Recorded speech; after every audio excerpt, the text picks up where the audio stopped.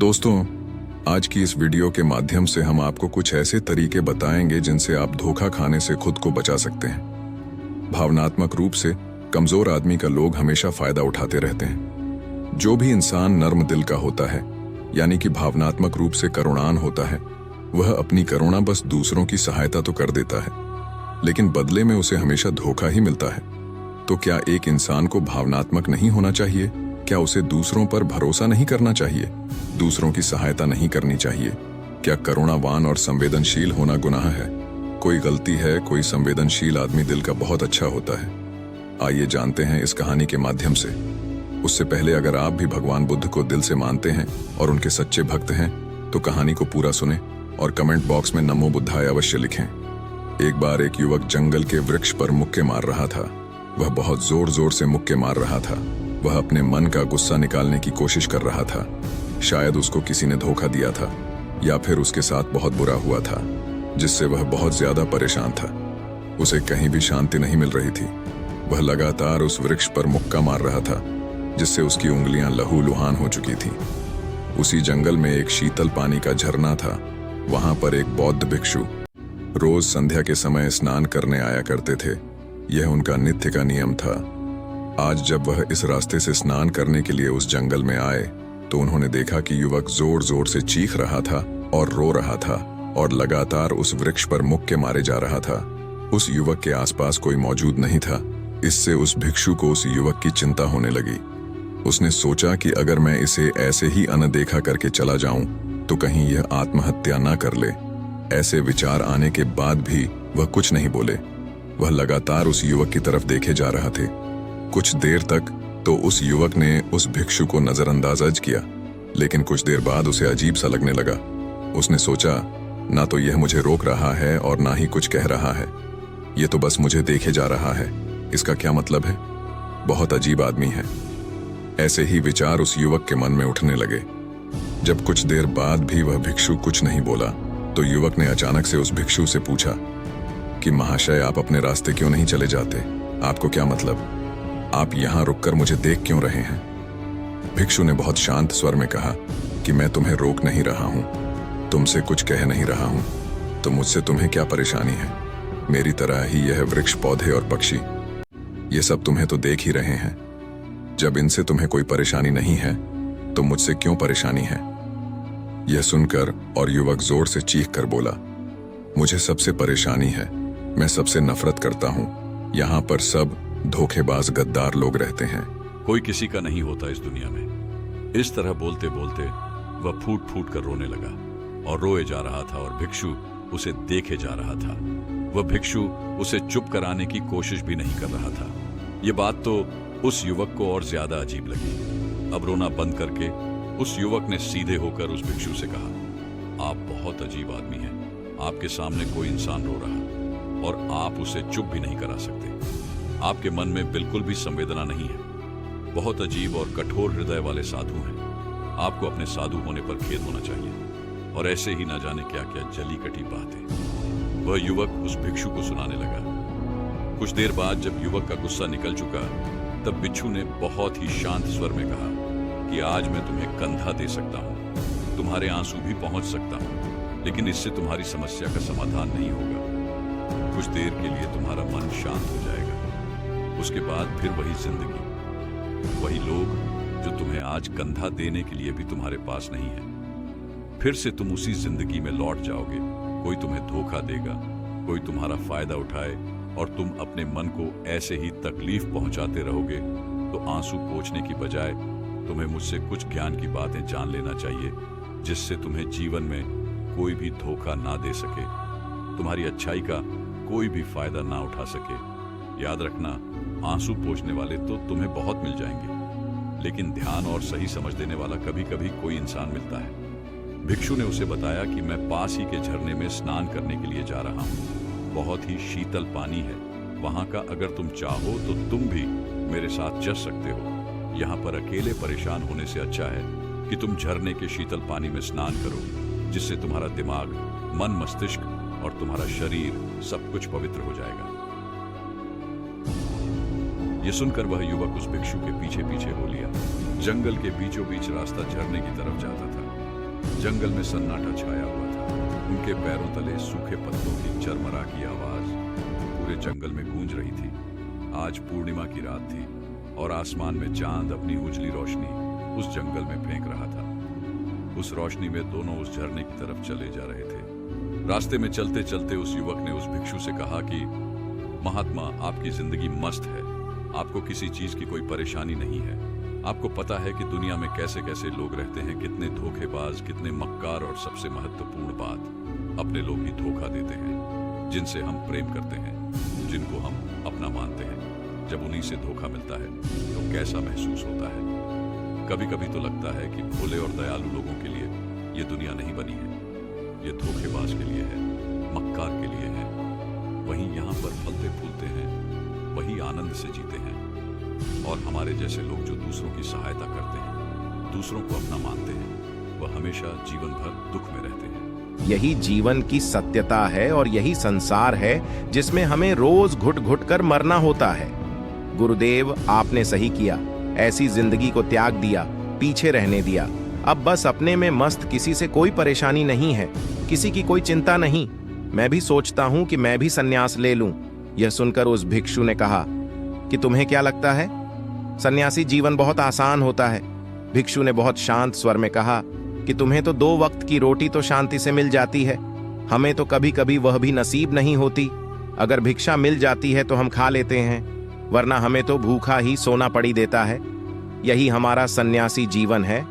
हमें हमेशा नीचे सोना रहता है, सिर्फ एक लंगोट में रहना होता है, चाहे कैसा भी मौसम क्यों ना हो। तो ये सब तुम्हें आसान लगता है, तो तुम भी सन्यासी बन जाओ। युवक ने कहा कि आप कहते तो ठीक ही हैं, संघर्ष तो दोनों तरफ है, सांसारिक जीवन में भी और सन्यासी जीवन में भी। वैसे सांसारिक जीवन भी अच्छा है, लेकिन तब तक जब तक घर परिवार में सुख शांति बनी रहे, धोखा ना मिले, हमारे लोग हमारा फायदा ना उठाएं, हमसे झूठ ना बोले, हमें धोखा ना दे, तब तो जीवन जीने का आनंद होता, वरना जीवन नर्क हो जाता है। भिक्षु ने कहा, सन्यास अपने मन से लिया जाता है। जब हमारा मन कहता है कि हमें सन्यास के मार्ग पर सफलता हासिल करनी है, आगे जाना है, तो ही सन्यासी जीवन सफल हो पाता है। लेकिन तुम अपने घर से परेशान होकर, दूसरे लोगों से परेशान होकर सन्यासी बनना चाहते हो, तो तुम्हारा सन्यासी जीवन भी कभी सफल नहीं होगा। इससे अच्छा तो तुम सांसारिक जीवन में अगर कुछ तरीके, कुछ नियम अपना हो, तो दूसरे लोग तुम्हें धोखा नहीं दे पाएंगे।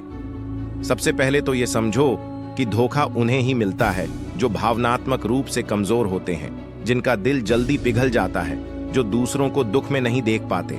ऐसे लोगों के साथ धोखे होने की संभावना ज्यादा होती है, क्योंकि कोई भी आदमी अपनी परेशानी बताकर, अपने आप को दुख में बताकर तुम्हारा फायदा उठा सकता है। क्या पता वह झूठ बोल रहा हो, वह दुखी होने का अभिनय कर रहा हो, लेकिन आपको तो सच ही लगेगा, और उसके कुछ समय बाद आपको पता चलता है कि आपके साथ धोखा हो गया। उसके बाद आपका मन अंदर से टूट जाता है। इसीलिए सबसे पहली बात ध्यान रखना कि किसी भी व्यक्ति को यह एहसास मत होने दो कि तुम भावनात्मक रूप से कमजोर हो, अंदर से तुम्हारा दिल नरम है। अगर उन्हें यह कमजोरी आपकी पता चल गई, तो वह कोई ना कोई जाल रचकर आपका फायदा उठाने की जरूर कोशिश करेंगे। चाहे आप अंदर से संवेदनशील हो, दूसरों की मदद करने वाले हो, लेकिन किसी को एहसास मत होने दो, ऊपर से कठोर बने रहो। जब लोगों को लगेगा कि इससे कुछ बोलने का फायदा ही नहीं है, ये आदमी कठोर है, नहीं पिघलेगा, तो खुद वह लोग जो झूठे हैं वह आपके पास आएंगे ही नहीं, वह उन्हें चुनेंगे जो उनके आसान शिकार होंगे। दूसरी बात यह है कि हम बहुत जल्दी दूसरों पर विश्वास कर लेते हैं, और हमारी जल्दी विश्वास करने की आदत ही हमें हानि पहुंचाती है। 2 दिन तुम्हें किसी से मिले हुए नहीं होते हैं और तुम एक दूसरे के हो जाते हो, एक दूसरे पर पूरा भरोसा करने लग जाते हो, और यह भरोसा तीसरे दिन टूट भी जाता है, और फिर तुम्हें धोखा मिलता है, और फिर तुम परेशान होते हो। इसीलिए समय दो। किसी भी चीज को, किसी भी रिश्ते को आगे ले जाने के लिए समय की जरूरत होती है। समय के साथ तुम्हें सामने वाले इंसान की अच्छाई और बुराई पता चलती है। तब तुम्हें पूर्ण रूप से पता चलता है कि इंसान वास्तव में कैसा है, अच्छा है या बुरा है, और वह कुछ समय देने के बाद ही होता है। इसीलिए जल्दी किसी पर विश्वास मत करो। तीसरा तरीका, समझने के लिए तुम्हें ऐसे लोगों को समझना होगा जो दूसरों की चापलूसी करते रहते हैं। कुछ लोगों की आदत होती है चापलूसी करने की आपके सामने आपकी तारीफ करेंगे या आपके बारे में अच्छा अच्छा बोलेंगे और आपको लगेगा कि यह इंसान कितने अच्छे हैं, मुझसे कितना प्यार करते हैं। लेकिन वास्तव में उनकी वह चापलूसी एक जाल होती है ताकि वह आपका दिल जीत सके। और उनको चापलूसी करने का मौका तभी मिलता है जब आप दिखावा करते हैं। अगर आप उनकी चापलूसी से प्रभावित ही नहीं होंगे तो कुछ समय बाद वह चापलूसी करना बंद कर देंगे। इसीलिए किसी के सामने दिखावा मत करो, वरना आप तो आकर्षण के केंद्र बन जाते हो। लोगों को लगता है कि शायद इसके पास बहुत ज्यादा धन संपदा है, इसीलिए इतना दिखावा कर रहा है। और इसी वजह से जो लोग आपका फायदा उठाना चाहेंगे वह आपके करीब आने की कोशिश करेंगे, आपसे चापलूसी करने की कोशिश करेंगे। अगला नियम बताते हुए भिक्षु ने झरने की तरफ इशारा किया। वह झरने के पास पहुंच चुके थे। युवक को भी एहसास हो चुका था क्योंकि वहां पर ठंडी ठंडी हवा चल रही थी। झरने की तरफ जाते हुए भिक्षु ने कहा कि सांसारिक जीवन में एक बात समझने की यह होती है कि हम जिसकी सहायता कर रहे हैं, चाहे किसी भी रूप में, धन से, शारीरिक रूप से, या जिस भी अवस्था में हम किसी की सहायता कर रहे हैं, तो हमें ये ख्याल रखना चाहिए कि सामने वाला वापस कभी भविष्य में हमारी सहायता करने योग्य है कि नहीं है। अगर किसी को पैसा उधार दे रहे हो तो ये समझो कि उसके पास आय का कोई साधन है कि नहीं है। कल भविष्य में वह तुम्हें वापस कर पाएगा कि नहीं कर पाएगा। अगर वह नहीं करेगा तो तुम्हें तकलीफ होगी, तुम्हें दुख होगा। ऐसे तो इंसान करुणाबस भिखारियों को भीख देता है, लेकिन वह गलत नहीं है, क्योंकि जो भी पैसा अपने सामने वाले को दिया है उससे आपके ऊपर कोई ज्यादा प्रभाव नहीं डालेगा। अगर वह आपको वापस भी नहीं लौटाए तो अगर किसी ऐसे इंसान को पैसा देना है जो कभी वापस नहीं लौटा पाएगा तो उतना ही दे चाहिए जिससे तुम्हारे ऊपर ज्यादा दबाव न बने। अगर वह वापस भी ना कर सके तो तुम्हें दुख ना पहुंचे। अब तक वह दोनों झरने पर पहुंच चुके थे। दोनों ने अपने वस्त्र उतारकर उस झरने के शीतल पानी में कूद गए। ठंडा था, उन दोनों की सारी थकान और उदासी पल भर में ही दूर हो गई। स्नान कर लेने के बाद दोनों उस झरने के सामने एक वृक्ष के नीचे बैठकर बातें करने लगे। भिक्षु ने उसे आगे समझाते हुए कहा कि शुरुआत में लोगों को नजरअंदाज करना सीखो।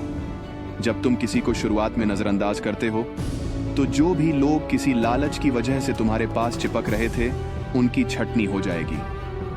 जब तुम उनको नजरअंदाज करोगे तब एक दो बार लोग तुम्हारे पास आने की कोशिश करेंगे, उसके बाद वह तुमसे दूरियां बना लेंगे।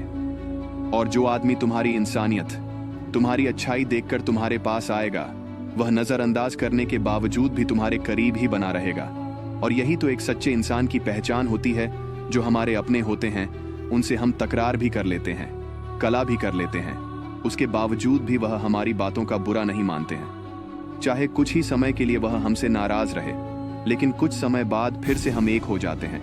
और यही तो घर परिवार का मतलब होता है, यही तो अपनों का मतलब होता है। इसीलिए शुरुआत में अनजान लोगों को नजरअंदाज करना सीखो, इग्नोर करना सीखो, ताकि धोखेबाज मक्कार लोग तुम्हारे करीब ही ना आ पाए। अपने इस वार्तालाप को खत्म करते हुए भिक्षु ने अपनी आखिरी और पांचवी बात बताते हुए कहा कि यह आखिरी सीख सबसे ज्यादा महत्वपूर्ण है। सब कुछ होने बाद भी तुम्हें धोखे मिल सकते हैं, लेकिन तुम अगर अपने आंख और कान और अपना दिमाग खोल कर रखते हो, अगर तुम होश में रहोगे, ध्यान करोगे, तो तुम्हें इंसान की आंखें देखते ही समझ में आ जाएगा कि उसे तुमसे क्या चाहिए। तुम उसकी इच्छा और उसका स्वभाव उसकी आंखों में ही देख सकते हो। लोगों की आंखों में, उनकी वाणी में, उनके स्वभाव में उनका सब कुछ दिखाई देता है। बस हम ही अपनी आंखें मुंह कर रहते हैं। दूसरे लोगों से जानो, उसके रिश्तेदारों से जानो, उसके परिवार वालों से जानो कि वह इंसान कैसा है, दूसरों के साथ उसका व्यवहार कैसा है, उसकी जांच करो, तब किसी पर विश्वास करो। ऐसे ही किसी पर विश्वास मत कर लेना। अगर तुम किसी के साथ लंबे समय तक भरोसा करना चाहते हो, किसी के साथ कोई संबंध बनाना चाहते हो और कोई दोस्ती करना चाहते हो या किसी की मदद करना चाहते हो, तो इन सभी परिस्थितियों के बारे में तुम्हें जरूर पता होना चाहिए कि दूसरे लोग उस इंसान के बारे में क्या सोच रखते हैं। इसके बाद तुम जीवन में कभी भी धोखा नहीं खाओगे और तुम्हें कभी भी धोखे की वजह से पछताना नहीं होगा। इसी तरह की बातें करते हुए भिक्षु और वह युवक दोनों जंगल से बाहर आ गए और अपने अपने घर को चले गए। दोस्तों, इसी तरह और भी मोटिवेशनल वीडियो देखने के लिए आप हमारे चैनल को लाइक करें, शेयर करें और बेल नोटिफिकेशन को ऑल पर सेलेक्ट जरूर करें। धन्यवाद।